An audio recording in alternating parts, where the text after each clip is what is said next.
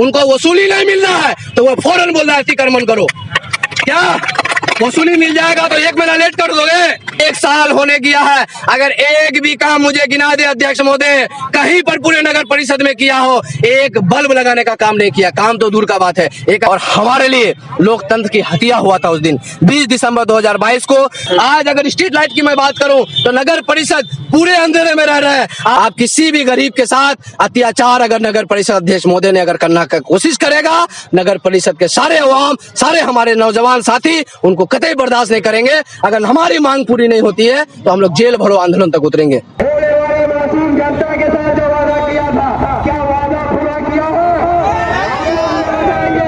क्या नगर को 6 महीने के अंदर क्लीन और ग्रीन करने का वादा किया था? क्या क्लीन और ग्रीन किया है? क्या गरीब का पैसा मारकर सिर्फ ये फैलने का काम करता है? एक तरफ पटना, मुजफ्फरपुर, भागलपुर स्मार्ट सिटी सज रही है और यहाँ पर आप एक बेसिक सुविधाओं को लेकर के मांग कर रहे हैं और अब इसको लेकर के आप पैदल मार्च भी किए मदीना मार्केट से गांधी चौक। सबसे पहले कारण क्या बताइए? सर, मैं सबसे पहले कहूंगा कि आज 20 दिसंबर 2022 को जब चुनाव का गिनती हुआ था पिछले साल, आज 20 दिसंबर 2023 है, 1 साल समाप्त हो गया नगर परिषद चुनाव का। मैं आपको बता दूं कि जितने झूठे वादे किए थे और हमारे लिए लोकतंत्र की हत्या हुआ था उस दिन 20 दिसंबर 2022 को, करीब 90,000 नौजवानों के हत्या किए थे। लेकिन मैं उससे बाहर जाता हूं, मैं कहूंगा आप नगर परिषद में चेयरमैन है सर, लेकिन आपको नगर परिषद के भोले वाले जनताओं के साथ सौतेला व्यवहार करने नहीं देंगे।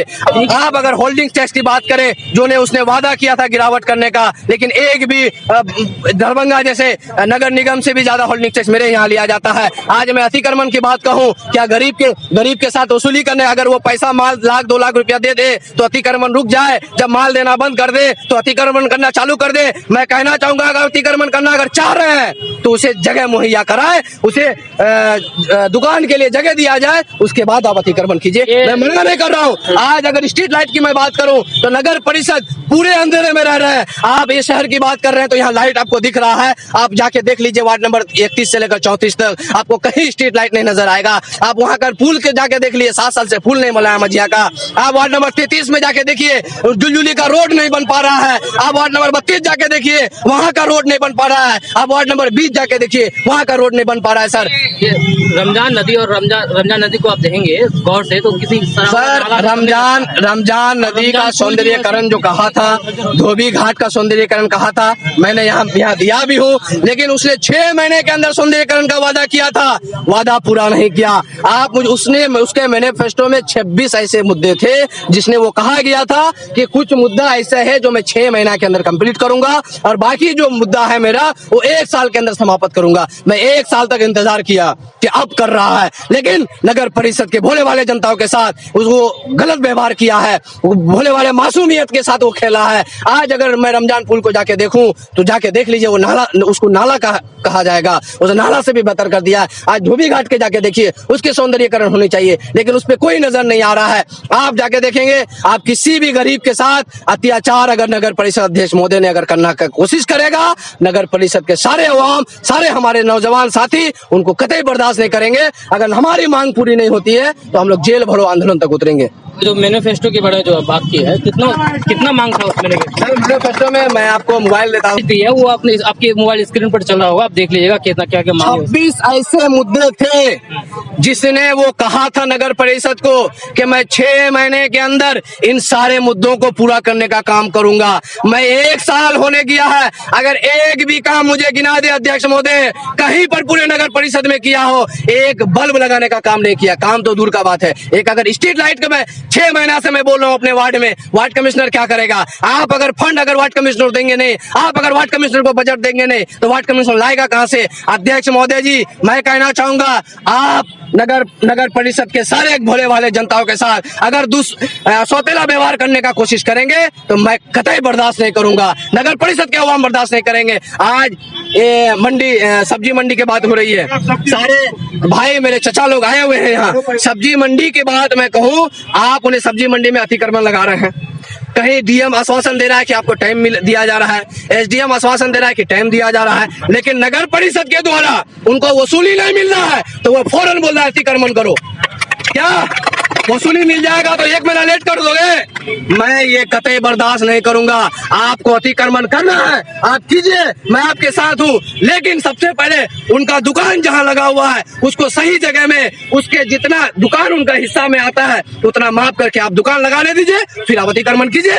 आपको कोई मना करने वाला नहीं है, लेकिन सबसे पहले आपको करना होगा, गरीब के साथ चलना होगा। सर आज 400-500 रुपया दिन बेचारा लोग कमा के खा रहा है। आप उनके घर परिवार आप सोचे हैं कि अगर 2 दिन दुकान अगर बंद रहेगा तो उनका हाल क्या होगा? आप ये नहीं बर्दाश्त कर सकते हैं। तो मैं कहना चाहूंगा, अगर मैं आज ये पैदल मार्च है, अगर इन सारे मुद्दों को लेकर अगर वो बात नहीं करेंगे, इन सारे मुद्दों को अगर पूरा नहीं करेंगे तो हम लोग नगर परिषद को तालाबंदी का काम करेंगे। हमारे यहाँ क्रांतिकारी नौजवान साथियों को मैं तहे दिल से शुक्रिया अदा करना चाहता हूँ कि हमारे साथ मदीना मार्केट से लेकर पैदल चल के आप अपने कीमती वक्त निकाल कर अपने हक की लड़ाई के लिए गांधी चौक तक पहुंचे। मैं इसके लिए आप तमाम साथियों को शुक्रिया। दोस्तों की हमारी लड़ाई नहीं है बल्कि नगर परिषद के 90,000 जनता की लड़ाई है। आज अगर हम अपनी लड़ाई को अपने इनकलाब के रूप में नहीं लेंगे तो इन तरीके से इन लोग जैसे कुचलते सदियों से आए हैं, आज भी हम लोग को कुचलने का काम कर रहा है। मेरे दोस्तों, मेरे साथियों, आप लोगों को याद होगा कि आज ही के दिन 20 दिसंबर 2022 को जब चुनाव का रिजल्ट आया था, आप सभी को भलेभांति मालूम है। अरे चुनाव आपने किस कैसे भी जाया जीते, आज नगर का चेयरमैन है, आज सारे अवामों का चेयरमैन है। आपने जो वादे किए थे, आपने जो नगर के भोले वाले मासूम जनता के साथ जो वादा किया था, क्या वादा पूरा किया है? क्या नगर को 6 महीने के अंदर क्लीन और ग्रीन करने का वादा किया था, क्या क्लीन और ग्रीन किया है? क्या नगर परिषद को 6 महीने के अंदर जांच से मुक्ति दिलाने का वादा किया था, क्या पूरा किया है? नगर परिषद के 1 वार्ड से लेकर 34 वार्ड तक आप अगर जाएंगे, आप इस तरीके से एहसास होगा। मेरे बैनर सामने मौजूद है, कुछ वार्ड का तस्वीर है जहाँ की कचरा से ऐसे भरा हुआ नगर परिषद है कि मैं बता नहीं सकता। आप अपने आंखों के सामने जाके देख ले कि नगर परिषद जैसे सदियों से चलते आया था, आज भी उसके बेहाल चलते आ रहा है। तो कभी हम लोग बर्दाश्त नहीं करेंगे। हम लोग चाहेंगे मेरी आवाज को दबाने का कोशिश करेगा, लेकिन हम लोग वो जज्बात पैदा करते हैं, हमारे नौजवानों के अंदर वो जज्बात है कि तुम लाख चाहो कोशिश करो, लेकिन हम लोग पीछे नहीं हटने वाले हैं। क्या नगर परिषद में होल्डिंग टैक्स को कम करने का वादा किया था, क्या होल्डिंग टैक्स कम किया है?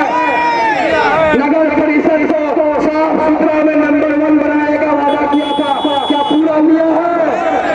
क्या नगर परिषद में हर जगह ट्रैफिक पुलिस के साथ हर एक जाम से मुक्ति कराने का वादा किया था, क्या पूरा हुआ है? क्या नगर परिषद में जो उनके मैनिफेस्टो 26 क्या एक भी वादा पूरा किया है? एक भी वादा पूरा किया नहीं है। 1 साल पूरा हो गया मेरे दोस्तों, लेकिन हम एक भी काम नाकाम में छात्र सरकार नगर परिषद को सिर्फ बेचने का काम करता है। नगर परिषद के होने वाले जनता का गरीब का पैसा मारकर सिर्फ ये फैलने का काम करता है।